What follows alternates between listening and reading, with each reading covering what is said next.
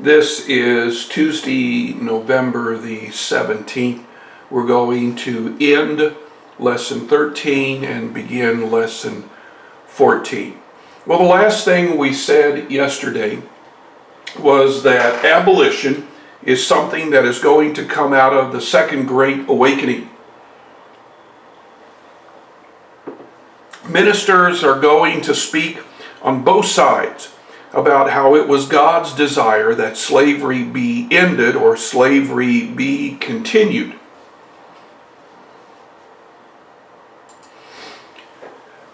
Over time, those who had been part of the temperance movement, that's we don't want to drink, and those who had been part of the suffrage movement, let's give women the right to vote, are going to start to lose members. The best and the brightest began to speak almost exclusively on slavery.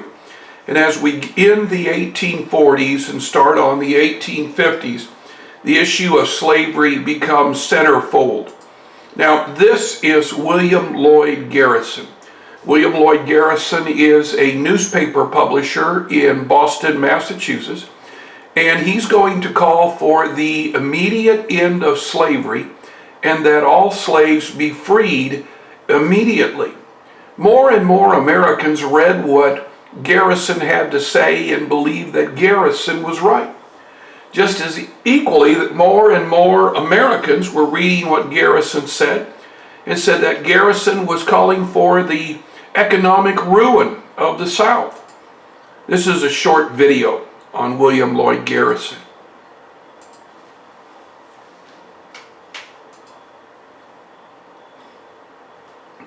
For the next 10 years, we are going to see a string of weak presidents, and the issue of slavery will eventually tear this country apart.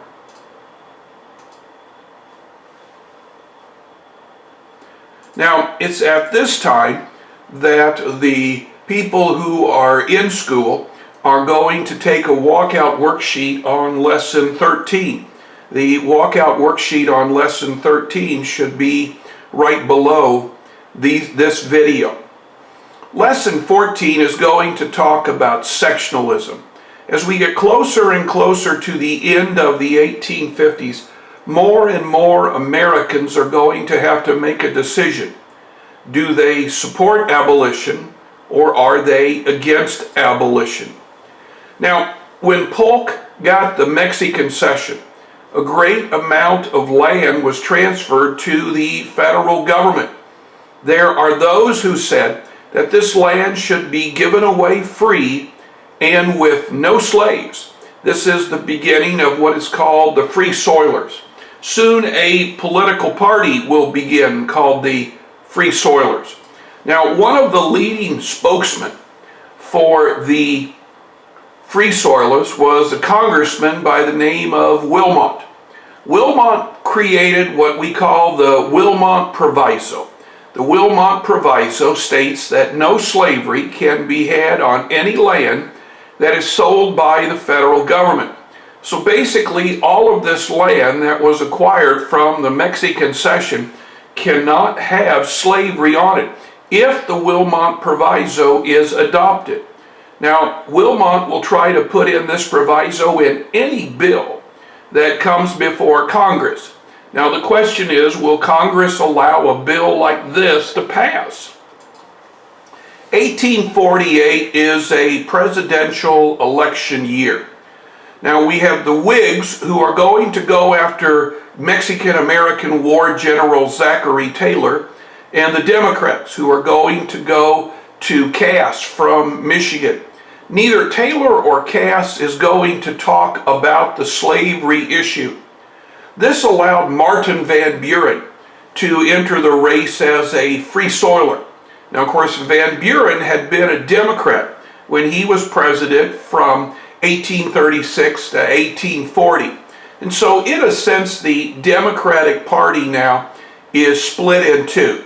We can see on the pie chart on the bottom that the popular vote had Taylor ahead with Cass second and Van Buren a distant third. But Cass But Van Buren is able to capture some, try that again. Taylor is able to capture some key states up north, and Taylor is elected president of the United States.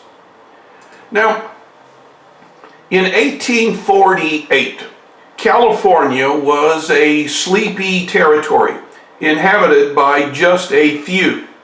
John Marshall, who was building a mill for the Sutter family, is going to look into the Americus River and find a nugget of gold.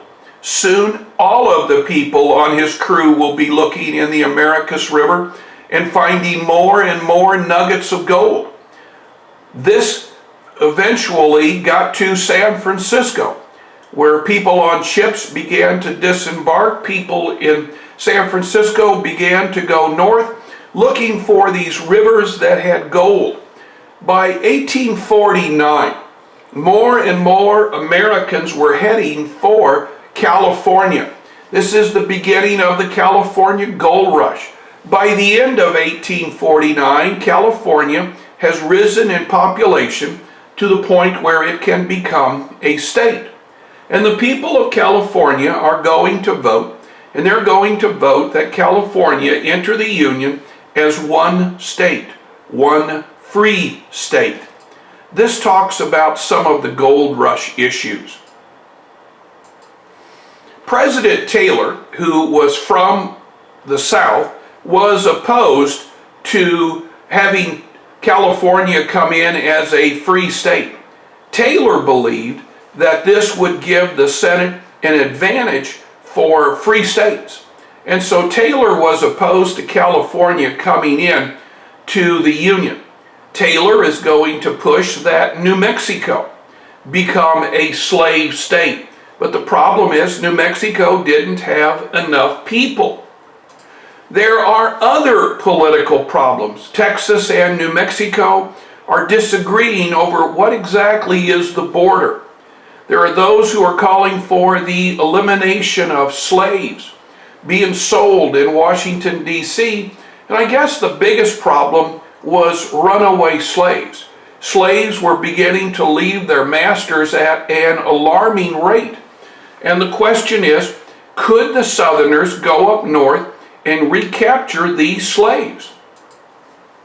To end this problem, Stephen Douglas, a senator from Illinois, is going to create the Compromise of 1850.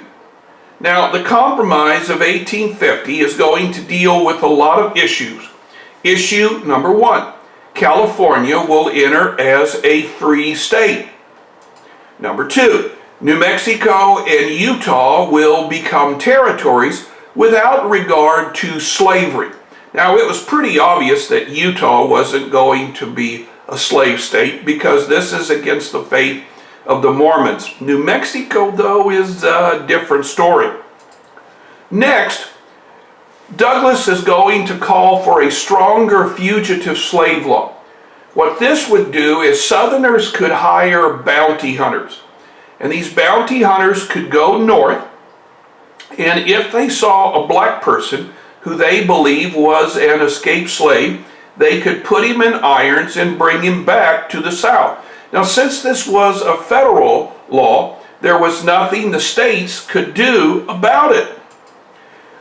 Here is a video that deals with the Compromise of 1850. Now, Washington, D.C. could not sell slaves, but Washington, D.C. could have slaves. Well, what about the Compromise of 1850? Both John C. Calhoun and Zachary Taylor refused to support the bill, so it seemed to be dead as a dodo. But in the summer of 1850, a couple of things are going to happen. President Taylor is going to eat some cherries and cream while watching a 4th of July ceremony. He is going to complain that he has a stomach ache. He is going to go to bed and the poor man dies. Now, Taylor is going to be replaced by Millard Fillmore.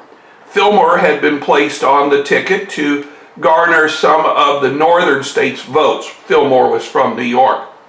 A month later, John C. Calhoun is going to die.